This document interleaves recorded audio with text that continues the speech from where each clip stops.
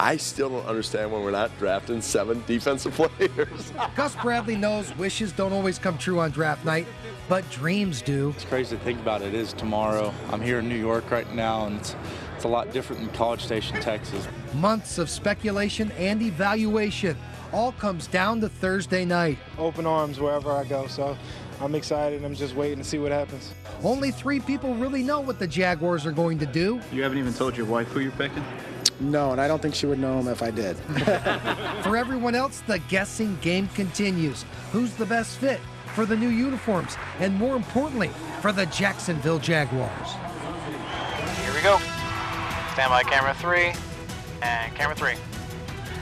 3, 2, 1. Live from Action Sports Central, this is Action Sports 360. The Jacksonville Jaguars are playing the waiting game in New York City tonight. With the 2nd pick in the draft, the Jaguars are waiting to see what the Kansas City Chiefs do with the top pick at Radio City Music Hall. We are less than 24 hours from the Jacksonville Jaguars' first-round selection in the NFL Draft. Hello and welcome to this Action Sports 360 NFL Draft Special. By this time Thursday night, Jaguar fans will have had enough time to second and possibly triple guess the choice. We're going to spend the next 30 minutes providing you with enough background information so that you will want to bull rush the podium and hand Commissioner Roger Goodell your draft card. Who do you like at number 2? Offensive lineman Luke Joeckel and Eric Fisher? Well, they go 1-2 in some mock drafts. The area is well represented in New York City. The Gators' Sharif Floyd and the Seminoles' Bjorn Werner are the Gus Bradley types on defense. You heard he wants 7 defensive players? Well, GM Dave Caldwell is there to rein him in. The Action Sports team has been busy studying all the possibilities. Time to turn in the homework and see who we have the Jaguars taking in the first round of the NFL Draft. Brent Martineau loves the bright lights in the big city. Marty is our man in New York. Stuart Weber will be our go-to guy at Everbank Field for the viewing party on Thursday night. Weber has been studying the web and feels pretty good about his knowledge. Brent will have the best seat in the house Friday night. The lines have been forming outside of Radio City Music Hall for hours. The buzz for the draft has to be building. We've seen it on TV so many times inside Radio City Music Hall. What is that atmosphere really like? Well, we'll find out tomorrow. We got a taste of it a bit today. You can tell there's a little bit of a buzz. Oh, wait a minute. There's always a buzz in New York City, but there's a buzz right outside Radio City Music Hall about this draft. There are a lot of Jags fans here, too. We'll show you some of them throughout the show a little bit later on. Now, earlier in the day, the big story is the potential first-round draft picks are here in New York City. They've been here now for a couple of days, really doing a lot of different events, 23 of them in all the way through some of the top selections to some of those Florida State players that Steve mentioned. In fact, 4 Florida State players are here. Jimbo Fisher and some of the defensive coaches will be here in support of those guys coming up tomorrow. But we were concerned about the guys at the top especially. You hear the name Fisher and Joeckel and Jordan and Ansa. Here's what they had to say when we caught up with them this morning. It was a good conversation with the Jacksonville Jaguars, but I don't know what their move was going to be, honestly. You know, you guys probably know more than I do. Honestly, wherever I land, I feel like I'll do well. You know, I'm going to be very productive for my team, and I'm going to enjoy it. Went down there on a visit. So I spent some time with them, and I think they're interested. They don't really, none of these teams really say anything. They don't give you any clues or hints.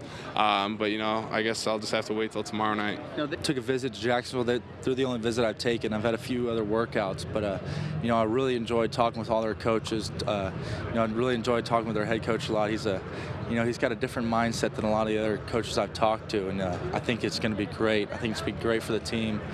And I think he's definitely going to turn it around for sure. Have you had some contact discussions with the Jaguars?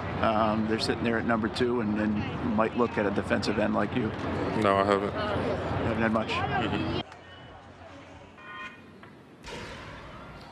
It was a short question and answer with Ziggy Ansah. That was the last guy we talked to, and did you hear that conversation? He said he had not had conversations with the Jacksonville Jaguars. Well, there's some confusion on that because the Jaguars did talk to him at the NFL Combine, but we're not sure if Ziggy just forgot that he talked to the Jags because they talked to so many folks, or if he meant he hadn't talked to him since the NFL Combine. So there's a lot going on here. Everybody's speculating and guessing, but these guys, the 23 potential first-round draft picks, are really having a good time. Sharif Floyd from the Florida Gators was on the New York Stock Exchange earlier today. He rang the closing bell, and a lot of these athletes will visit the hospital coming up tomorrow right here in New York City. They'll spend some time with the kids, kind of like they did earlier today at the Play 60 event. And then tomorrow night, it's roll out the red carpet time right before the draft, which begins at 8 o'clock. And, of course, the Jaguars should pick right about 8:15, but that could also change. Coming out late tonight, there is some chatter about a possible trade with the Jaguars by some respected national media folks. Now listen, everybody's speculating and guessing, but we're going to talk to the Florida Times Union's Ryan O'Halloran a little bit later about the trade possibility and what would happen. What would the Jaguars do? Some of the scenarios if that does happen. So we'll be back a little bit later on from New York City. For now, I'm Brent Martineau outside Radio City Music Hall. Steve will send it back to you in the studio. Thanks, Brent. It's the longest game of Liar's Poker on record, right? You know, the Jaguars have the second pick in the first round and the first pick in the second round. Now, they need help on both sides of the football, especially on the defensive line. Gus Bradley says he wants to stress a defense. Well, Gators and Knowles fans have been seeing two of the best at stressing a quarterback in Sharif Floyd and Bjorn Werner. There are a couple of local guys that might look good in black and teal. I don't know where I'm going to go, you know, and I think that's kind of the beauty of it. You don't have to worry about the stress of where you want to play. It's 32 teams. I mean, it's unlike college. You don't have – college you pick. All the people in Germany are waiting for this day, you know, because everybody hopes me to go there and there. And then, but it's not that I'm going to go look it up because I just know tomorrow is going to be that day. And the team who wants me is going to pick me. Man, it's a lot of support, man. You know, they all in my back corner. You know, they basically saying, hey, we out here rooting for the best of you. You know, man. We hope we get drafted to a team that you, fit in with the scheme. You know, I got a lot of people praying for me. You know, so I'm blessed right now. So I'm just taking it all in at once. I got the best suit ready to go, man. You know, I'm looking sharp now. Somebody got to get a camera on me. Hey, E.J. Manuel looked real good in the Gator Bowl in his Bobby Bowden's last game. He'd look good in black and teal. Well, if you want to know more about what's going on in New York City or with the NFL Draft, Brent is blogging on actionnewsjax.com. Click on sports and then scroll down the page. All right, cracking the code on who the Jaguars are going to draft is almost impossible. I mean, who had Brian Anger in the third round last year? But punters are people too. You can't forget that. Stuart Weber does his best to read between the lines. This week, we had a chance to pick the brains of Dave Caldwell and Gus Bradley at the pre-draft luncheon. Although the duo wouldn't reveal all their secrets, they did give us a good idea of what they're thinking. The vision is to build this through the draft, so we put a high value on all of our draft picks, and we don't like to trade them away unless we really feel like it's going to be something that's going to help us in the future. Height, weight, speed automatically puts them on the board at a guy that they could seriously take a look at, where sometimes coaches we look at it as, how come he can't buzz dropper? How come he can't pass set on a speed tackle? How come he can't do those things? They're going, hold on, Gus. That's your job to do that as a coaching staff. You have a pretty good idea that the top 30, the 40 players are going to be the top 30 or 40 players. Where they go, who picks them, that's the difficult part. As part of a rebuilding process, this franchise knows a turnaround won't come with just one draft class. But come next April, the Jags wouldn't mind picking a little later in the first round. Let's send it back to you, Steve. Thank you, Stuart. You know, Brent is our man in New York City. Mr. Martineau is going to be live from the big city on Thursday and Friday. Time now for a break here on the NFL Draft Special. We take you behind the scenes of the Jaguars draft room. That's next on Action Sports 360.